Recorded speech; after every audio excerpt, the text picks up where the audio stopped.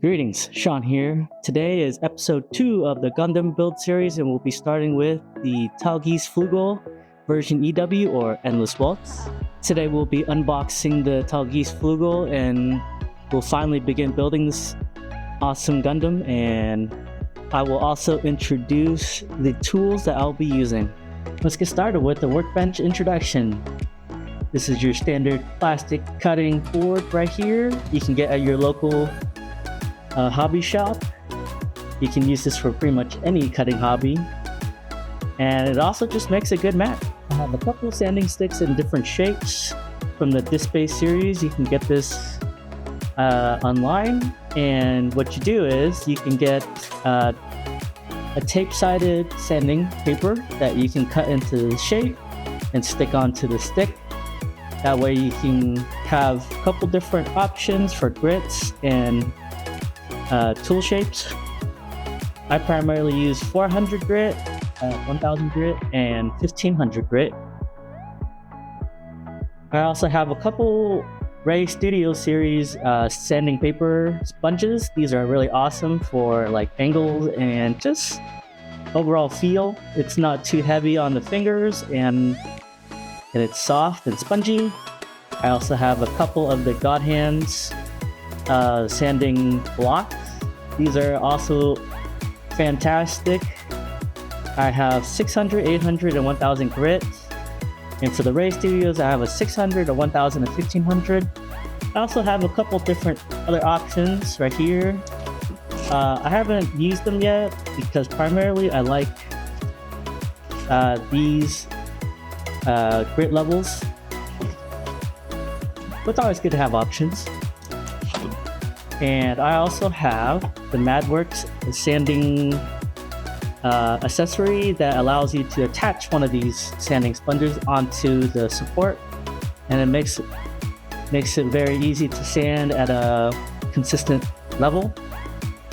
And for these ones, I have them in the 400, 600, 1000, and 3000 grit. I primarily use the 600 and 1000 grits. These work pretty well. The 3000 grit, if you really want a fine finish, but I feel a little excessive, so I usually finish off with 1000 or 1500. And the other tools that I like to use are these ones. So I have a couple toothbrush, easy for sanding removal.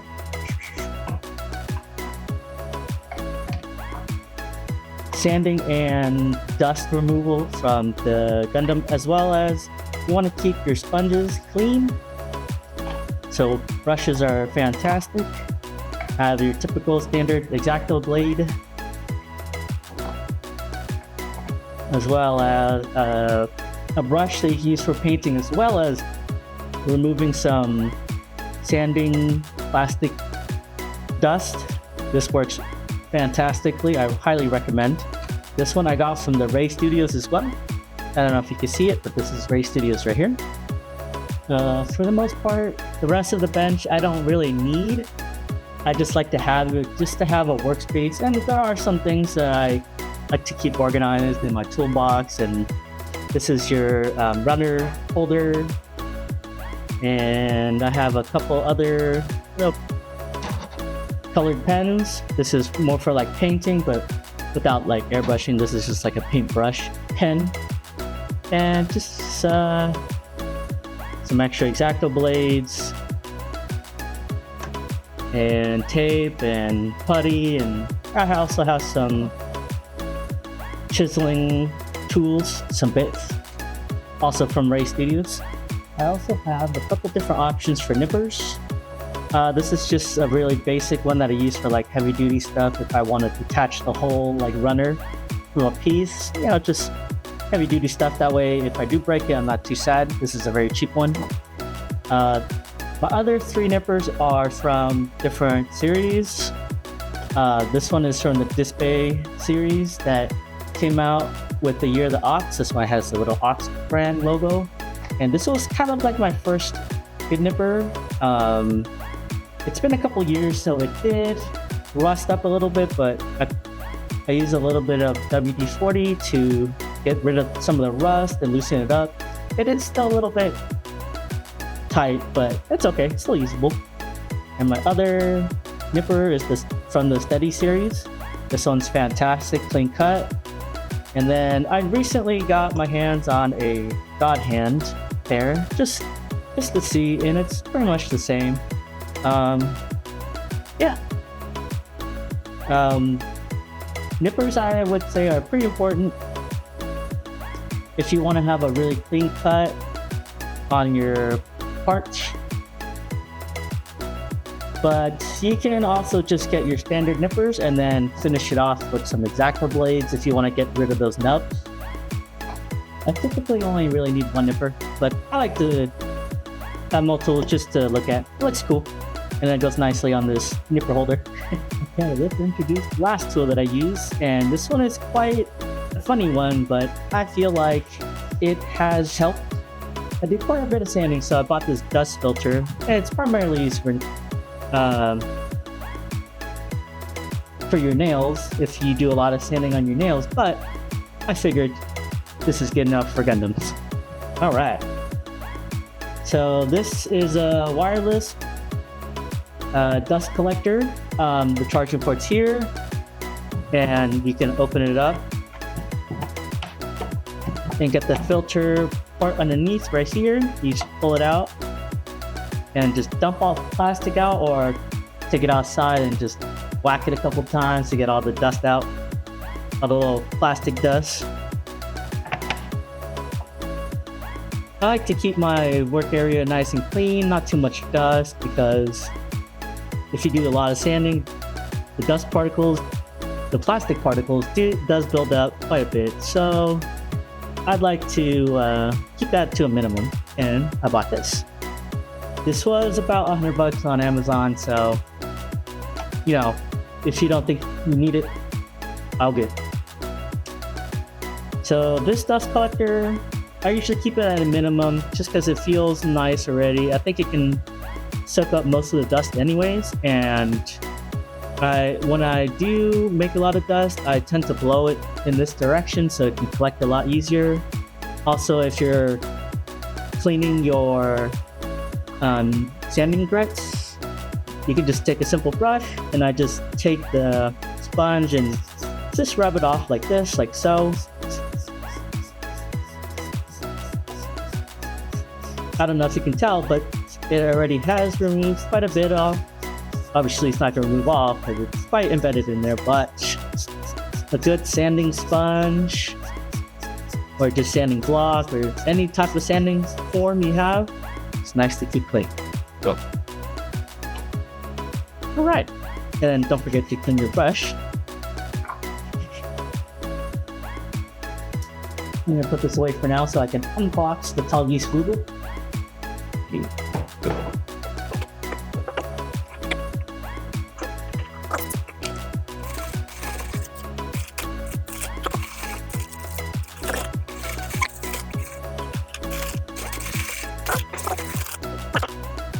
I do plan on giving it a custom paint job.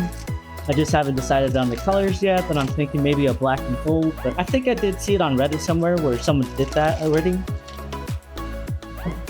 Did that exact color scheme. So I'll look around again and see what I can think of, and yeah, I'll keep you guys up to date. But let's first build it, assemble it, and then maybe do some custom scribing and see where I really need to apply the paints and just get an overall feel for the model. Alright. I don't know if my small little runner holders can hold all these runners, but we'll give it a go. Check out the booklet.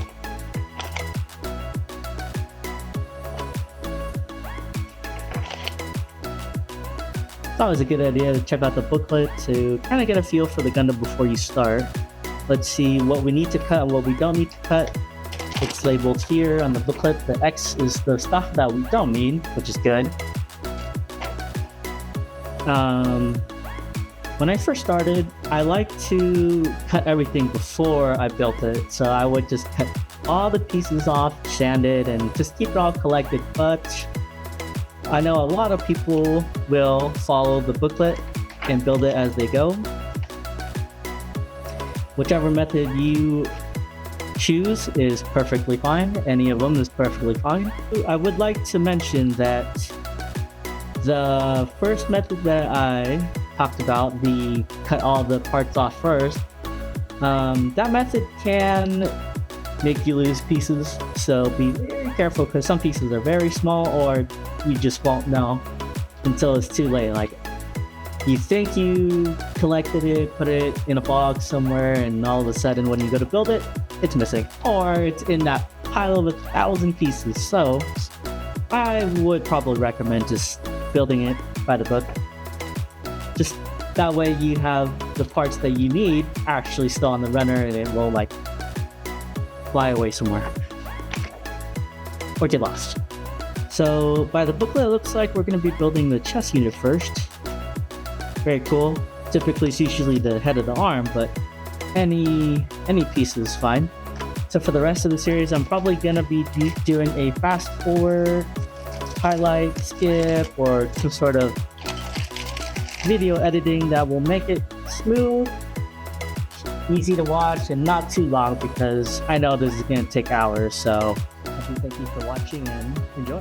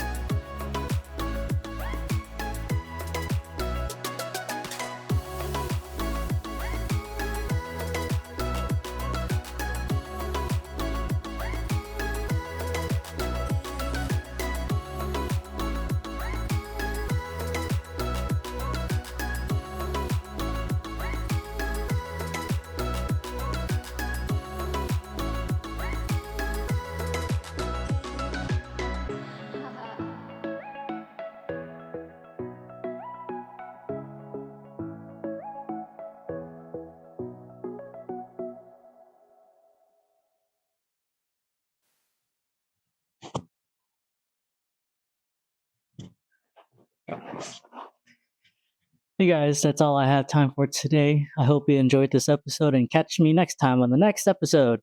Thanks.